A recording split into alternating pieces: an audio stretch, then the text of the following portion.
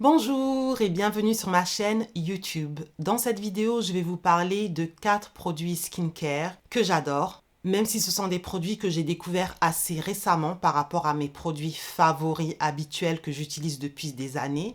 Et bien qu'ils soient plutôt récents dans ma routine, je considère déjà qu'ils font partie de mes produits soins du visage et soins du corps favoris. Et si vous avez l'habitude de regarder ma chaîne, bien que je teste pas mal de produits, vous devez savoir que je ne suis pas souvent impressionnée par les produits que je teste, mais parfois il y a des produits qui se détachent du lot et pour lesquels rapidement je me rends compte qu'ils sont particulièrement bien formulés, particulièrement bien efficaces et du coup ils rentrent dans ma catégorie de favoris. Je vais commencer tout de suite par un masque pour le visage et il s'agit d'un masque de la marque Acne. Il s'appelle le Zit Mask et il contient comme ingrédients actifs principaux de l'acide salicylique et du sulfure. La marque Acne est une sous-marque de la marque Niche Beauty Lab dont j'ai parlé plusieurs fois dans cette chaîne. Il possède la marque Theramid qui se concentre sur des produits à base d'actifs tels que de l'acide azélaïque ou de la vitamine C. Une autre sous-marque est la marque Transparent Lab, qui est une marque qui se concentre sur les produits de base mais nécessaires avec des ingrédients plus classiques. Et leur troisième sous-marque est la marque Acne, qui se concentre sur des produits qui aident à gérer l'acné, que ce soit pour le corps ou pour le visage. Donc ce produit est fait pour aider l'acné, mais aussi les peaux grasses, mais aussi les personnes qui se plaignent d'avoir des pores trop visibles ou des points noirs. Il couvre tout cela avec les deux ingrédients, l'acide salicylique et le sulfure. Le sulfure, c'est un ingrédient qui est très connu, qui est aimé par beaucoup de dermatologues et il peut être efficace sous des concentrations de 3 à 10%. Ici, ce masque en contient 10%. Et pour l'acide salicylique dont je parle souvent, la concentration idéale, surtout sous forme de masque, est de 2%. Et ce sont les concentrations que l'on retrouve effectivement dans ce masque. Je l'utilise depuis plusieurs mois et je l'adore. Je l'utilise 1 à 2 fois par semaine pour 10 à 15 minutes, comme il est recommandé par la marque. J'ai une peau globalement grasse. Donc c'est un produit que je peux utiliser sous tout le visage sans problème. Mais si vous avez une peau qui est mixte avec des zones grasses, n'oubliez pas que l'avantage des masques, c'est qu'il est facile de l'utiliser sur des zones spécifiques comme le front ou le nez uniquement. Et étant donné qu'il commence à faire très chaud, je sais que pas mal de personnes qui ont des peaux habituellement plutôt de type normal peuvent avoir des peaux mixtes avec un nez ou un front qui est plus huileux que d'habitude. Et du coup, ces personnes ont tendance à avoir des points noirs, des pores plus dilatés que d'habitude. Eh bien, ce type de masque peut vous aider à gérer cette situation. Le bon côté aussi de ce masque est que cette texture, bien qu'elle contient de l'argile, n'assèche pas du tout la peau. Il contient de l'argile blanche, du kaolin. Lorsque vous posez la crème sur votre visage, elle ne se fige pas comme les masques classiques avec de l'argile. Le produit reste crémeux, mais lorsque vous enlevez le masque, vous sentez malgré tout le côté nettoyage en profondeur. Le masque est très facile à retirer, contrairement à celui de la marque The Ordinary. Et mes pores sont effectivement resserrés. Si je l'utilise, effectivement, il m'aide avec tous mes autres produits, mais il m'aide encore plus à gérer ma peau acnéique. Ce masque n'est pas le premier masque à base d'acide salicylique que j'utilise. Vous savez que mon préféré depuis longtemps, c'est celui de la marque The Ordinary. Cette année, j'ai aussi testé celui de la marque Colibri. J'ai d'ailleurs fait une vidéo en comparant ces deux masques. Mais lorsque j'ai fait cette vidéo, je n'avais pas encore testé le masque de la marque Acne. Aujourd'hui, si vous me demandez entre ces 3 masques, quel est celui que je préfère, je dois dire que le Zit Mask les bat. J'aime tous ces masques, mais si je ne devais en choisir qu'un aujourd'hui, je choisirais celui-ci. Je pense que la combinaison du sulfure et de l'acide salicylique est une combinaison parfaite pour ma peau. J'adore ce masque. C'est un produit que j'utilise sous forme de masque, mais aussi sous forme de spot treatment, que j'utilise spécifiquement pour un bouton pour le faire partir plus vite. Il y a d'autres produits à base de sulfure qui existent en tant que spot treatment.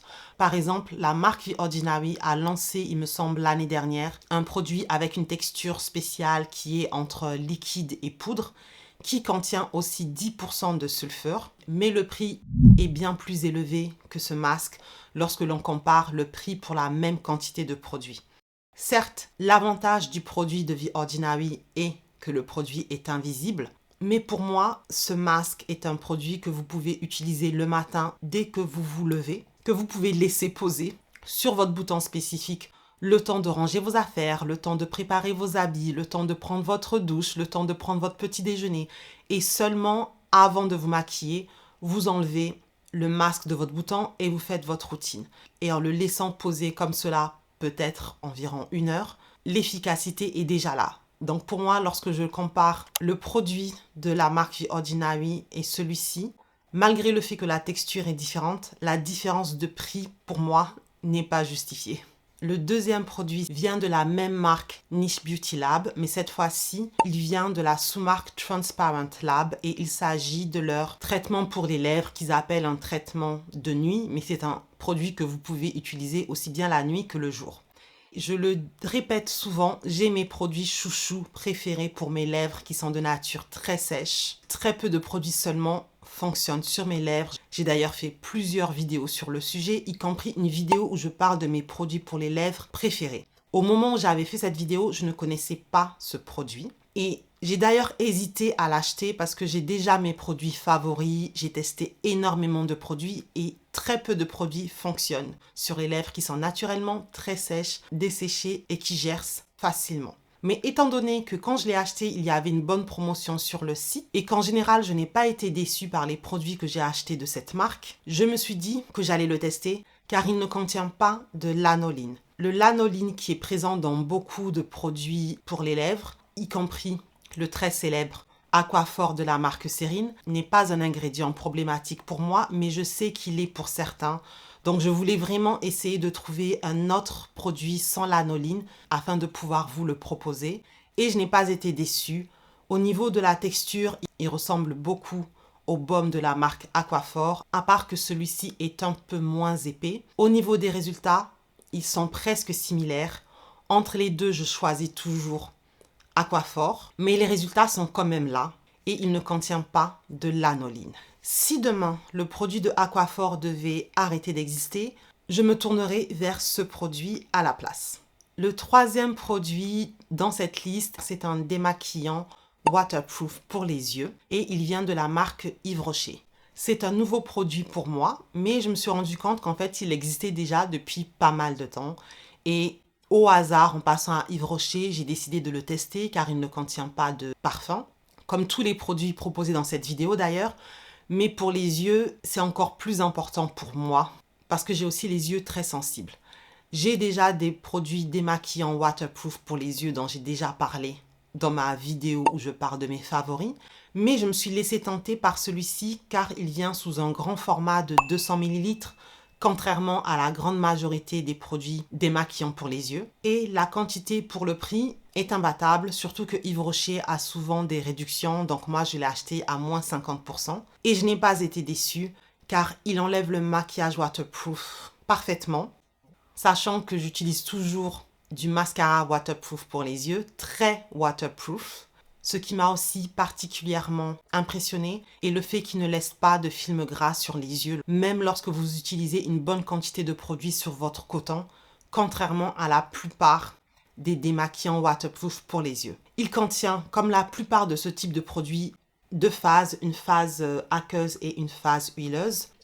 Vous le mélangez, vous appliquez sur un coton et vous l'appliquez sur les yeux. Bien qu'il ne contienne pas de parfum, il a une odeur, l'odeur d'eau de bleuet, car il contient de l'eau de bleuet. Et autant en général, j'évite les eaux florales dans mes produits cosmétiques, autant lorsqu'il s'agit de l'eau de bleuet, vu que c'est une eau qui est connue pour être apaisante, et en particulier apaisante autour des yeux. J'ai utilisé ce produit plusieurs fois déjà et je n'ai eu aucun problème. Donc si demain je devais mettre à jour ma vidéo sur mes démaquillants préférés, ce produit ferait partie de cette vidéo. Le dernier produit de cette liste est la lotion hydratante de la marque CeraVe. C'est la version intense.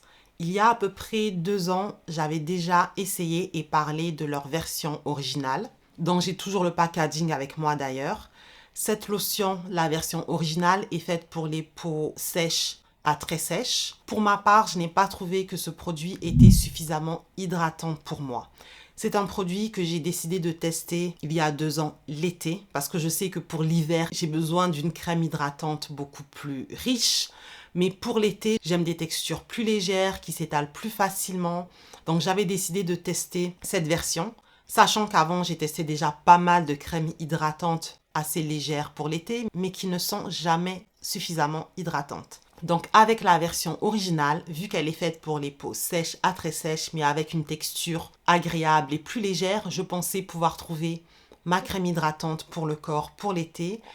Mais pour moi, elle n'est pas suffisamment hydratante. Je ne considère pas qu'elle est faite pour les peaux sèches à très sèches, plutôt pour les peaux normales. Et l'année dernière, ils ont sorti la version intense de cette crème. Cette fois-ci, le public visé, les peaux très sèches, aux peaux qui ont tendance à gratter. En général, cela vise les peaux qui ont de l'eczéma, qui sont des peaux qui sont extrêmement sèches.